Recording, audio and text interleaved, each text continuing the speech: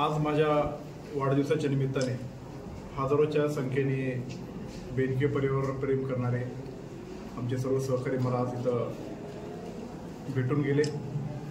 वास्तविक पाहता यंदाच्या वर्षी वाढदिवस साजरा न करण्याचं मी ठरवलं होतं, कारण आता नुकतंच आपल्याला माहीत आहे की बेनके साहेबांचं निधन झालं, आमची पितृछाया हरपली, त्यानंतर कुठला उत्सव साजरा न करायचा। पण काही आरोग्याचे शिबिर आणि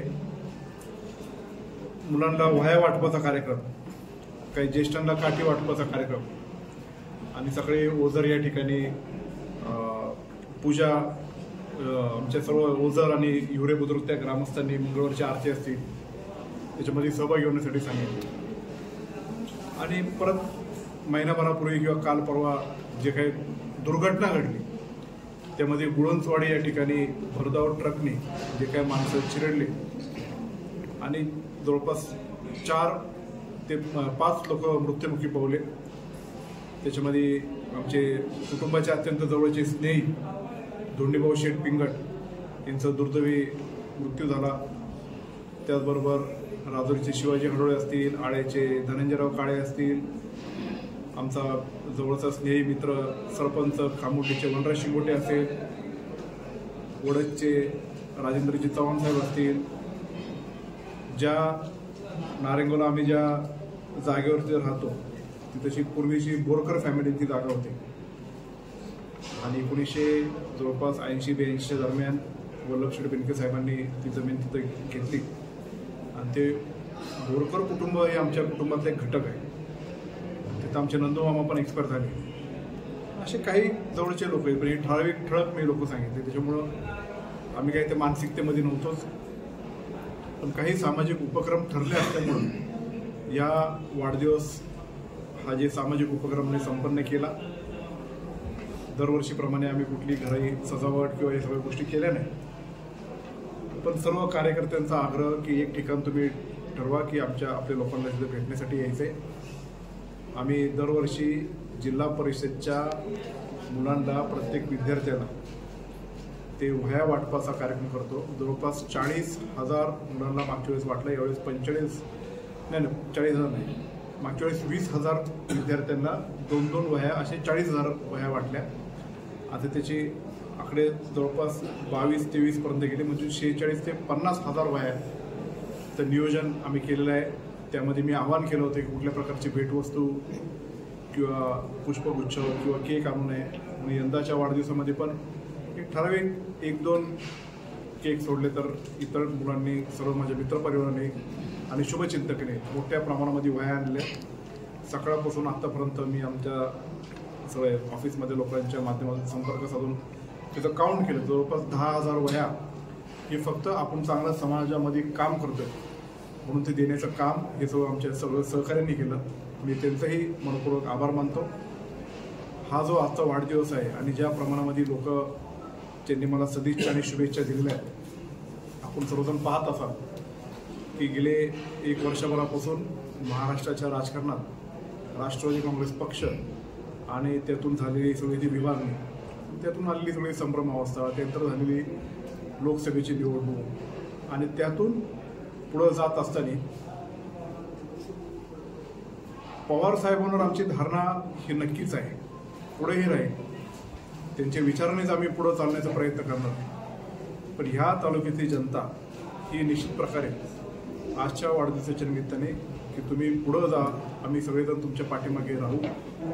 यंदाच्या लोकसभेच्या निवडणुकीत जरी आमचा विचार काय असला, आम्ही एक वेगळ्या विचाराने हे सगळ्या गोष्टींनी पुढे गेलो असलो तरी माझा आदिवासी विभागातला सर्व माझा आदिवासी बांधव, सर्व मुस्लिम समाज, सर्वसामान्य शेतकरी जे आत्तापर्यंत बेनके परिवार आणि या सगळ्या कुटुंबाची असलेली आमची जी ओढ आहे त्या माध्यमातून निश्चित प्रकारे आजचा हा दिवस मला अत्यंत ऊर्जा प्राप्त करून देणार आहे। सकाळी 6 वाजल्यापासून मी गणपतीच्या आरतीपासून जे काही फिरतोय तर आत्तापर्यंत आता रात्रीचे 8 वाजलेत आणि खूप मोठ्या संख्येने दिवसभरात हे लोक मला भेटून गेले। सेवेचं व्रत बेनके परिवाराने घेतले, वल्लभ शेठने केलं, मीही केलं। मी जरी तालुक्याचा आमदार झालो किंवा लोकप्रतिनिधी झालो तरी हे आमदार पद जे आहे हे एक जबाबदारीचं पद आहे. लोकांनी ती जबाबदारीची खुर्ची माझ्या खांद्यावरती दिलेली आहे आणि ते जबाबदारीचं भान ठेवून कुठल्या प्रकारचा तोरा न मिरवता, कुठल्याच प्रकारचा मिले आमदारे म्हणून कुठले काय मोठा झालाय अशा प्रकारचं न करता मी सर्व लोकांना एकत्र घेऊन पुढे जाण्याचा प्रयत्न केला. मग या तालुक्यामध्ये प्रामुख्याने असणारे शिवसेना पक्ष असेल, काँग्रेस पक्ष असेल, राष्ट्रवादीचा आमचा पक्ष आहे, इतर जे छोटे छोटे घटक असेल, मनसे असेल, RPI असेल, इतर जे छोटे छोटे पक्ष घटक असेल, या सर्वांनी ज्या ज्या प्रमाणात माझ्याकडे जी मागणी केली त्या मागणी मी बऱ्यापैकी पूर्णत्वास नेलेल्या आहेत. आणि त्या पूर्णत्वास नेत असताना एक तालुक्याचा लोकप्रतिनिधी म्हणून ती माझी निश्चित प्रकारे जबाबदारीच होती आणि त्या जबाबदारीचं भान माझ्यावर होतं. म्हणून राजकीय स्थित्यंतर आणि त्याच्या गोंधळात न पडता आपल्याला आपल्या जुन्नर तालुक्याच्या हिताच्या दृष्टिकोनातून पाऊल टाकावं लागणार आहे. याच्याकरता 6 महिन्याच्या तटस्थच्या भूमिकेनंतर मी अजितदादांबरोबर राहणं पसंत केलं. मी काही कुठला पक्ष बदललेला नाही. मी काही कुठल्या त्रयस्थ नेत्याच्या नादी लागून तिथे पक्षांतर करून माझा स्वार्थ काय मी केलेलं नाही. मी आपल्याच पक्षातल्या जे काही गोष्टी घडल्या असतात त्या माध्यमातून पुढे जाण्याचा प्रयत्न केलेला आहे. आता बरेच जण माध्यमांसमोर किंवा या सगळ्या गोष्टींसमोर एक वेगळ्या पद्धतीने माझ्याबद्दल वक्तव्य करणं किंवा मला एक गोष्टीतून फ्रेम करणं किंवा अतुल बेनके कसं चुकीच्या दृष्टिकोनातून त्यांनी पाऊल उचललंय असं ते बोलण्याचा प्रयत्न करतात. पण जे वल्लभशेठ बेनके साहेबांनी 2009 साली जिल्हेवाडीच्या पाईपलाईनचं काम जे चालू केलं ते मी आता परिपूर्णच नेतोय. त्याला 100 कोटी रुपये आणले. जिल्हेवाडीचं पाईपलाईनचं काम पूर्ण करतोय. माझ्या पूर्व भागातल्या सगळ्या लोकांना 22 गावांना पाणी पुरवतोय. ही काय माझी चूक झाली? वडद उपसा सिंचनच्या माध्यमातून 35.5 कोटी रुपये तिथं खिलारवाडीच्या माथ्यावर आम्ही आणतोय आणि तिथं जवळपास 7-8 वाड्या आणि 3 गावं समृद्ध होणार आहे. 550 हेक्टर ओलिताखाली येणार आहे. ते काम मी मंजूर केलं. ती काय माझी चूक झाली? आने पठार जो दुष्काळ सदृश परिस्थिती होती तिथं आजपर्यंत पाणी नाही. उकडीच्या सुधारित प्रशासकीय मान्यता जे आता होणार आहे त्यातून आने पठाराचा समाविष्ट व्हावा त्याच्याकरता त्याचं लिस्टिंग करणं आणि त्याच्यासाठी त्या आने पठारावर जर एवढ्या मोठ्या प्रमाणामध्ये DPR साठी 76 लाख रुपये जर पालकमंत्र्यांनी दिले असेल ते काम करत होती काय माझी चूक झाली? आदिवासी भागातले कामं असेल, आदिवासी विभागातले हॉस्टेल असेल, प्रत्येक ठिकाणच्या गावाचे कामं असेल, ज्या गावाचं नाव घ्या तिथं कोट्यवधीच्या रुपयाच्या कमीपेक्षा पैसे कमी नाही. मग जिल्हा नियोजन असेल, आमदार फंड असेल, नाबार्ड असेल, 25-15 असेल, MMGSY असतील, 30-54 असेल, 50-54 असेल, अशा विविध हेडखंडातून आपण अनेक रस्ते पूर्णत्वास ते नेलेले आहे. मोठे मोठे पाण्याचे प्रकल्प आपण नेतोय. आपल्या कुकडीच्या पाण्याच्या संदर्भात जे आपले केटीज आपल्या कायद्यामध्ये नाहीये ते कायद्यात आणण्याचा मागे एकदा प्रयत्न केला. सरकारच्या स्थित्यंतर आणि बदलामुळे ते राहिलंय. ते परत त्याचा कायदा करून आम्ही 20 ऑगस्टपर्यंत त्याचा निर्णय आणण्याच्या प्रयत्नामध्ये आहे. 2018 साली कुकडी प्रकल्पाची 3री सुप्रमा झाली. तेव्हा 3री सुप्रमा जेव्हा झाली तेव्हा माणिकडोच्या बुडीत बंधारे त्या 3ऱ्या सुप्रेमामध्ये स्पष्ट लिहिलं आहे की माणिकडोच्या बुडीत बंधारे या प्रकल्पातून वगळण्यात येत आहे. 3ऱ्या सुप्रेमाच्या वेळेस का कोणी जागरूक राहिलं नाही? तेव्हा कोण होते आमदार? 2018 साली नेतोडचा 100 MCFTचा जो बंधारा आहे तो प्रकल्पातून वगळण्यात आला आणि कर्जतचा तुकाई किंवा तुळजाई तो प्रकल्प ऍड करण्यात आला. का नाही तेव्हा लक्ष दिलं? जेव्हा आता 4थी सुप्रमा होणार आहे, मी जसं 4थी सुप्रमामध्ये आने पठाराचं नाव आता समाविष्ट करणार आहे, कोपरे मांडवेचा बंधारा आम्हाला करायचा आहे, हे सगळे प्रकल्प आपल्याला करायचे. आपल्या हातातल्या गोष्टी ओढून नेल्या आणि हे आपण सगळं फक्त बघत राहायचं. हा काय राजकीय आणि पक्षीय वाद नाहीये. पण जुन्नर तालुक्याच्या दृष्टिकोनातून हा आपला शेतीप्रधान तालुका आहे. ह्या शेतीची ताकद आणि मूळ गाभा काय असेल तर हे जुन्नर तालुक्याच्या कुकडीचं पाणी आहे. आणि या कुकडीचं पाणी जर कोण आपल्या दृष्टिकोनातून ज्यांनी हिसकून नेलंय ते परत आणायला नको. आपल्या प्रत्येक ठिकाणी जे पाणी आपल्याला पोचवायचे ते पोचवायला नको.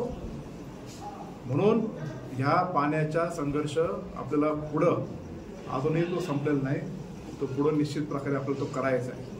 आणि तो करण्यासाठी जुन्नर तालुक्याचा एक सेवेकरी म्हणून मी कटिबद्ध आहे. आज म्हणून निवडणुका येतील जातील, जय पराजय होतील, पण ते कसं जुन्नरमध्ये येत नाही या दृष्टिकोनातून मला पुढच्या दृष्टिकोनातून ते काम करायचं आहे. मला या तालुक्यातले अनेक लोक भेटली की लोकसभेला आम्ही निश्चित प्रकारे पवार साहेबांच्या मागे उभे आहे. केंद्र सरकारचं शेतकऱ्यांच्या प्रती असलेलं धोरण,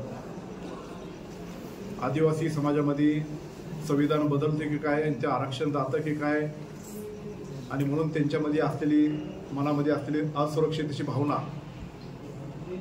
आताचं केंद्र सरकार आता मुस्लिम समाजाचे जीवावर उठलं की काय असं मुस्लिम समाजामध्ये असलेली भावना, आणि जे काही पक्षांतर किंवा हे सगळे काही ज्या घटना घडल्या ते लोकांना काही खूप आवडलेलं नव्हतं. आणि म्हणून त्याचं प्रतिबिंब या निवडणुकीत आपल्याला दिसायला मिळालं. हे वास्तव्य कोणी नाकारू शकत नाही. पण आता 30 लोक मला त्यांनी काही विनंत्या केल्या की आम्ही तर तुमच्या मागे राहूच, पण आमची भावना अशी की तुम्ही साहेबांबरोबर राहा. आणि म्हणून साहेबांबरोबर राहायचं नाही राहायचं, दादांबरोबर राहायचं का नाही राहायचं, याच्यापेक्षा तुम्ही ज्या पद्धतीने म्हणाल त्या पद्धतीने पुढे जाण्यासाठी मी निश्चित प्रकारे प्रयत्नशील करणार. त्यातली बरीचशी मंडळी जाऊन साहेबांना भेटून सुद्धा आली. त्यांना काय सांगितलं, साहेबांनी त्यांना काय सांगितलं हे काही जग जाहीर आहे. त्यांनी पण सांगितलं की अतुल एक चांगला पोरगा आहे, तो माझ्या घरातला आहे, त्याला माझ्याकडे घेऊन ये. त्याच्यानंतर ज्या ज्या गोष्टी घडल्या, एक ठराविक थोडेसे लोक सोडले, तर त्यांनी पुन्हा तिथं जाऊन की आता आपल्या जे काही चाललेलं आहे त्याच्यातून अमुक व्यक्तींना स्थान द्यायचं नाही. ठीक आहे, नाही द्यायचं तर त्याच्याबद्दल माझं काही म्हणणं नाही, पण साहेबांचा आदर आजपर्यंत 40 वर्ष बेनके साहेबांनी केलाय, बेनके परिवाराने केलाय, मी सुद्धा केलाय, अजूनही करत राहील. या सगळ्या गोष्टी राहील. साहेबांच्या विचारानेच पुढे जाण्याचा मी निश्चित प्रकारे प्रयत्न करणार आहे आणि त्या दृष्टिकोनातूनच मी पुढे जाणार आहे. अजितदादा काय परका माणूस नाहीये. अजितदादा पण कुटुंबाचाच माणूस आहे. अजितदादा जर एवढ्या मोठ्या प्रमाणामध्ये सध्याची राजकीय परिस्थिती आपण पुढे महाराष्ट्रात आणि देशात जर पाहिली की जिसकी काठी उसकी भैंस, ज्याची सत्ता त्याच्या इथं काम येतात, तर निश्चित प्रकारे दादांनी जर सत्तेचं व्रत स्वीकारलं असेल आणि त्याच्या माध्यमातून मला जर काम करण्यामध्ये यश आलं असेल, ठीक आहे, मी माझं काम केलं नाही. पण पवार साहेबांचा विचार आम्ही कदापि सोडणार नाही. पवार साहेबांच्या विचाराने पुढे जाईल. अजूनही मी सांगतोय की निवडणुकीला अजून कालावधी आहे आणि त्या कालावधीमध्ये अजूनही बरेचशा काही स्थित्यंतर घडतील किंवा इतर गोष्टी होतील. त्या स्थित्यंतरामध्ये मी सांगणार मी एक छोटा माणूस आहे, पण छोटा माणूस जरी असलो तरी जुन्नर तालुक्याच्या हिताच्या दृष्टिकोनातून, जुन्नर तालुक्याच्या विचाराचा जो समतेचा गाभा आहे, जो सर्व जाती धर्मांना शेतकऱ्यांना न्याय देण्याचा गाभा आहे, तो विचार मी कदापिही सोडणार नाही असं वचन मी माझ्या वाढदिवसाच्या निमित्ताने सर्व जुन्नरवासीयांना देतो. आणि जुन्नर तालुक्याच्या हिताचं रक्षण करण्यासाठी, जुन्नर तालुक्याला एक संस्काराच्या दृष्टिकोनातून पुढे नेण्यासाठी, जुन्नर तालुक्याला भौतिक सुविधापेक्षा पुढची पिढी ही आजपर्यंत छत्रपती शिवराय आणि जे संत आपल्या तालुक्यामध्ये होऊन गेले, जे कोंडेजी वढेरे असतील, सातबाबा वाईकर असेल, मनसुख बाबा असतील, असे अनेक संत मंत होऊन गेले. चैतन्य महाराजांची समाधी इथे, जे तुकाराम महाराजांचे गुरु आहे, रामदास स्वामी असतील, किंवा या सगळ्या दृष्टिकोनातून आपल्याला जो वसान वारसा दिलाय, एक संस्काराचा वारसा आहे. त्या संस्कारक्षम वारसाचा कार्य आपण पुढे नेलं पाहिजे, ही माझ्या सर्व महाराज मंडळींचे मला शिकवण आहे आणि त्या दृष्टिकोनातून पुढे नेण्यासाठी मी कटिबद्ध आहे. एवढं या निमित्ताने सांगतो. सर्व लोक मला इथे भेटण्यासाठी आले. मी निश्चित प्रकारे सांगतो की तुमचं वचन मी आजपर्यंत वाया जाऊन दिलं नाही, पुढेही वाया जाऊन देणार नाही. सर्व पत्रकार बांधव इथं आलेत, मी त्यांचंही सगळ्यांचं मनपूर्वक